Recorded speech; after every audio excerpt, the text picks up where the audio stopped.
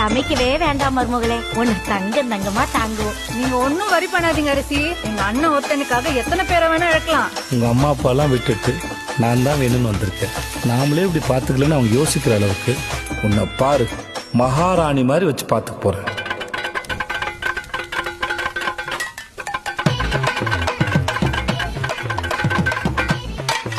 இதுதான் நீங்க மகாராணி மாதிரி பாத்துக்கிற லட்சணமா?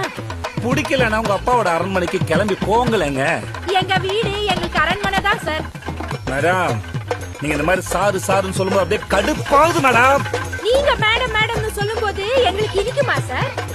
ஏண்டா உங்க வண்டியில ஏறணும்னு இருக்கு சார். இறங்கி போங்க மேடம், இறங்கி போங்க. உங்களை யார் தடுத்தது?